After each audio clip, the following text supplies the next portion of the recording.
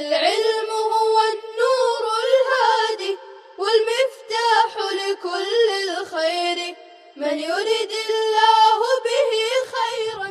بسم اللہ الرحمن الرحیم، الحمد للہ رب العالمین والصلاة والسلام علی سید المرسلین وعلی آلہ واصحابہ الطیبین الطاہرین۔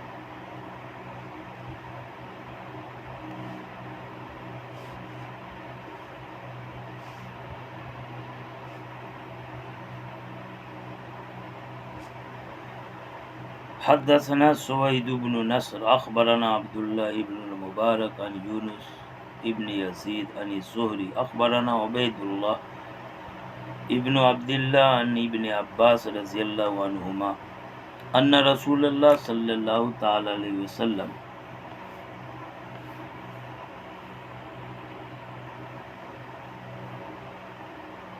کان یسدل شعرہ وکان المشرکون یفرقون رؤوسهم وکان اہل الکتاب یسدلون رؤوسهم وکان یحب موافقۃ اہل الکتاب فیما لم یؤمر فیہ بشیء ثم فرق رسول اللہ صلی اللہ علیہ وسلم رأسہ۔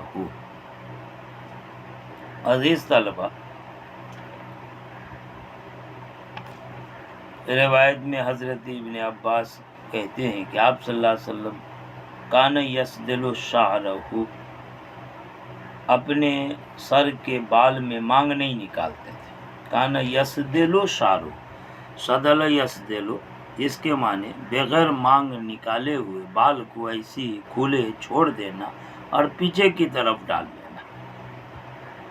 تو مطلب یہ ہے کہ آپ صلی اللہ علیہ وسلم اپنے بال میں مانگ نہ نکال کر ایسی ہی اسے کھلے چھوڑ کر اور اپنے سر کے پیچھے کی طرف ڈال دیتے تھے۔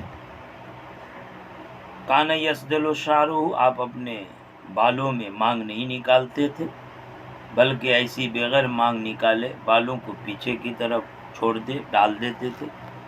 وَكَانَ الْمُشْرِكُونَ يَفْرِقُونَ رُؤُوسَهُمْ، اور مشرکین وہ اپنے سروں میں مانگ نکالتے تھے۔ فرق یفرق، یہ بالوں کو بانٹ لینا دو حصے میں، جس کو مانگ نکالنا بولتے ہیں۔ بالوں میں مانگ نکالا کرتے تھے مشرکین۔ وَكَانَ أَهْلُ الْكِتَابِ يَسْدِلُونَ رُؤُوسَهُمْ، اور اہل کتاب یہ اپنے سروں میں صدل کرتے تھے، یعنی بغیر مانگ نکالے بالوں کو ایسی پیچھے کی طرف چھوڑ دیتے تھے۔ وَكَانَ يُحِبُّ مُوَافَقَةَ أَهْلِ الْكِتَابِ، اور آپ صلی اللہ علیہ وسلم اہل کتاب کی موافقت کو پسند فرماتے تھے۔ فیما، اس بات میں جس میں کہ کسی چیز کا امر نہ ہو، جہاں پر کوئی امر شریعت میں نہیں ہوا وہاں آپ صلی اللہ علیہ وسلم اہل کتاب کی موافقت کو پسند کرتے تھے۔ لہٰذا اہل کتاب کی موافقت میں جیسے وہ لوگ کرتے تھے، آپ نے سروں میں بال میں مانگ نہیں نکالا اور بالوں کو ایسی ہی چھوڑ کر پیچھے کی طرف ڈال دیا۔ لیکن بعد میں چل کے کہتے ہیں ثم فرق رسول اللہ رأسہ، پھر آپ صلی اللہ علیہ وسلم نے اپنے سر مبارک میں مانگ نکالنا شروع کر دیا۔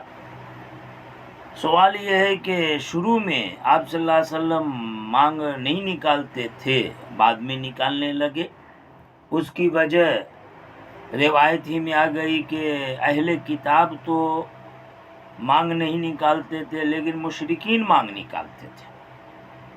اب اگر مانگ نکالتے ہیں تو مشرکین کی موافقت ہوتی ہے، اور مانگ نہیں نکالتے ہیں تو اہل کتاب کی موافقت ہوتی ہے۔ آپ صلی اللہ علیہ وسلم نے اہل کتاب کی موافقت کو پسند کیا اور اس وجہ سے شروع میں ان کی موافقت میں مانگ نکالنا شروع کیا۔ مشرکین کی موافقت کو بہرحال پسند نہیں فرمایا۔ اس کی وجہ یہ ہے کہ مشرکین کے مقابلے میں اہل کتاب بہرحال بہتر تھے، کیونکہ مشرکین کے سارے اعمال شیطانی ہوتے ہیں، ان کے مقابلے میں اہل کتاب کے اعمال یہ آسمانی ہونے کا بھی احتمال رکھتے۔ مشرکین کی طرح وہ نہیں ہے تو کسی طرح توحید والے ہیں، ایمان والے ہیں، لہٰذا ان کے اعمال اور ان سے جو کچھ بھی معمولات، ان کے اپنے جو طور طریقے ہیں، ان کے آسمانی ہونے کا احتمال تھا۔ تو بہرحال مشرکین کے مقابلے میں اہل کتاب بہتر تھے، اس لیے مشرکین کی مخالفت کی اور اہل کتاب کی موافقت کی۔ ایک وجہ یہ بھی بیان کی جاتی ہے کہ یہ ابتدا اسلام پر محمول تھا. آپ صلی اللہ علیہ وسلم نے اہل کتاب کی تالیف قلب کی وجہ سے ان کی موافقت کی تاکہ وہ قریب ہو جائیں اسلام سے، ان کا دل نرم پڑے. لیکن جب بعد میں چل کر کے اسلام کا بول بالا ہو گیا، اسلام کا غلبہ ہو گیا، اب ان کے طالب قلب کی کوئی ضرورت نہیں ہے، اسلام میں استغنا کی شان آ گئی.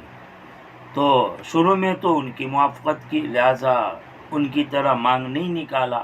بعد میں چل کر کے جب اسلام مستغنی ہو گیا اور ان کے طالب قلب کی ضرورت نہ رہی تو پھر حضور نے ان کی مخالفت کی. بعد میں ان کی مخالفت کا حکم آ گیا. لہٰذا یہ روایت جو ان کی موافقت والا وہ شروع اسلام پر، ابتدا اسلام پر محمول ہے. بعد میں اس روایت کا جو حکم تھا یہ منسوخ ہو گیا. بہرحال شروع میں اہل کتاب کی تالیف قلب کی خاطر آپ نے ان کی موافقت کر لی، اور بعد میں جب ان کی موافقت کی ضرورت نہیں رہی، اسلام خود مستغنی ہو گیا اور غلبہ ہو گیا. اب وہ ساتھ دے یا نہ دیں اس سے کوئی فرق نہیں پڑتا، لہٰذا حکم منسوخ ہو گیا. اور بعد میں اب آپ نے ان کی بھی مخالفت شروع کر دی. رہی بات کہ ان کی مخالفت کرنے پر پھر مشرکین کی موافقت ہو جائے گی، یعنی بال آپ نے مانگ نکالنا شروع کر دیا بال میں، تو مشرکین تو ایسے ہی کرتے تھے. تو ابھی بتایا کہ بعد میں اہل کتاب کی مخالفت کی، یعنی وہ بال میں مانگ نہیں نکالتے تھے، حضور نے مانگ نکالنا شروع کر دیا. لیکن اس سے مشرکین کی موافقت نہیں ہوئی، اس لیے کہ آخر میں چل کے جب اسلام کا بول بالا ہو گیا تو مشرکین تو سب مومنین میں ہو گئے. مشرکین اکثر و بیشتر جتنے تھے وہ تو دین اسلام کو قبول کر کے مشرف اسلام ہو گئے. لہٰذا پہلے مشرکین اور اہل کتاب کا تقابل تھا، اور اب اہل کتاب اور وہ مشرکین جو مومنین بن چکے تھے ان کے ساتھ تقابل. لہٰذا اہل کتاب کی مخالفت کی اور مشرکین کی موافقت نہیں، بلکہ مشرکین تو اپنے ہو گئے، آخر میں اسلام میں آ گئے. وَيَدْخُلُونَ النَّاسَ فِي دِينِ اللَّهِ أَفْوَاجًا، کہ لوگ جوک در جوک، فوج در فوج دین اسلام میں داخل ہونے لگے.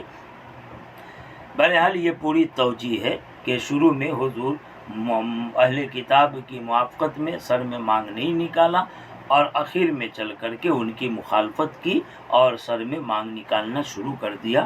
لہٰذا دونوں طرح کی روایت آ گئی ہمارے سامنے، حضور کا دونوں معمول. تو اگر سر میں بال ہیں بہت زیادہ، مانگ نکال کے رکھتے ہیں، سنوار کے رکھتے ہیں، جیسے کہ آگے تفصیل سے روایت آئے گی تو یہ بہتر ہے، حضور کی سنت بھی. لیکن اگر اس میں زیادہ توجہ نہیں کرتے، اسی میں لگے نہیں رہتے، بال اگر ایسی ہی بغیر مانگ نکالی پڑے ہیں تو اس میں بھی کوئی حرج کی بات نہیں. لیکن جھاڑ جھنکار بنے رہیں جو تہذیب کے خلاف ہو تو یہ اسلام میں گوارا نہیں ہے. فرمایا ثم فارق راسہ، پھر بعد میں آپ نے سر میں مانگ نکالنا شروع کیا. مشرکین مارے گئے تھے، یا یہ کہ اسلام کا غلبہ ہو گیا تھا، ان کی شان و شوکت ختم ہو گئی تھی اور وہ ایمان میں داخل ہو گئے تھے. لہٰذا اہل کتاب کی تالیف قلب کی ضرورت نہ رہی، ان کی مخالفت کر لی اور حضور نے مانگ نکالنا شروع کر دیا. آگے جو روایت ہے جس میں حضرت ام ہانی ہے وہ فرماتی ہیں کہ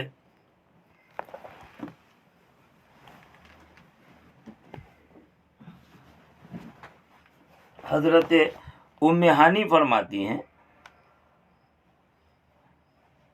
کہ میں نے دیکھا آپ صلی اللہ علیہ وسلم کو ذافائر اربع، ذفائر یہ ذفیرہ کی جمع ہے، 4 گیسو والے، 4 لٹیں والے. یہ غدائر کا لفظ معقول میں آیا ہے اور یہاں ذفائر ہے، لفظ الگ ہے لیکن معنی دونوں کے ایک ہی ہیں. یعنی 4 زلف گیسو والے، 4 لٹیں والے، 4 چوٹی والے. معقول میں آ چکا ہے کہ یہ 4 لٹیں، چوٹیاں، گیسو یہ عورتوں کی طرح نعوذ باللہ حضور گوندھ کے باندھ کے نہیں رکھتے تھے، بلکہ بالوں کی کثرت کی وجہ سے قدرتی طور پر یہ سارے بال 4 حصوں میں بٹ جاتے تھے. فرمایا ام ہانی نے کہ میں نے دیکھا آپ صلی اللہ علیہ وسلم کو ذافائر اربع، 4 گیسو والے، 4 لٹیں والے.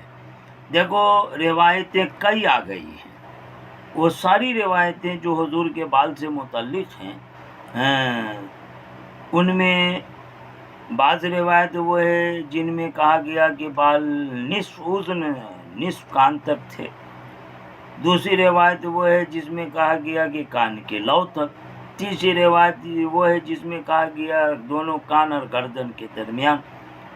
چوتھی روایت ہے جس میں کہا گیا کہ کان دونوں بال جو ہے یضرب منکبیہ حضور کے دونوں موڈے اور شانوں تک پہنچ رہے تھے. پانچویں روایت ہے جس میں کہا کہ دونوں موڈے سے قریب قریب ہو گئے تھے. اور چھٹی روایت ہے کہ حضور کے بال 4 حصوں میں بٹے ہوئے 4 لٹیں اور 4 زلف تھے. 6 طرح کی روایت آ گئی ہے. اصل میں بالوں کے مختلف اوقات میں مختلف احوال کو بتا دیا گیا تھا ماقول میں. کبھی بال آپ تھوڑا بڑھاتے تھے، چھوڑ دیتے تھے، بڑھ جائے تو کانوں کی لو تک، گردن تک، موڑے تک پہنچ جائے. کبھی جو ہے وہ بنوا لیتے، چھوٹے ہو جائیں، کبھی چھوڑ دیتے تو بڑھ جائیں. تو یہ جو مختلف روایتیں ہیں اصل میں مختلف اوقات پر محمول ہے. لہذا ہر صحابی نے جس حال میں جس وقت جس طرح بال کو دیکھا اس طرح سے روایت فرما دی. چنانچہ ان روایتوں میں حقیقت میں کسی طرح کا کوئی تعارض نہیں ہے. پوری روایت جو بالوں سے متعلق تھی اور پورا جو باب تھا یہ باب شعر رسول صلی اللہ علیہ وسلم سے متعلق یہ ختم ہو گیا. آگے نیا باب شروع ہو رہا ہے. اس نئے باب کو مصنف بیان فرماتے ہیں باب ما جاء فی ترجل رسول اللہ. آپ صلی اللہ علیہ وسلم کے بالوں میں کنگھا کرنے سے متعلق روایتیں پیش فرمائیں گے انشاءاللہ تعالی. وہ روایتیں کل سے شروع ہو جائیں گی. وآخر دعوانا ان الحمدللہ رب العالمین. السلام عليكم. لا تنسوا الاعجاب بالفيديو والاشتراك في القناة تشجيعا لنا لنستمر بنشر المزيد إن شاء الله.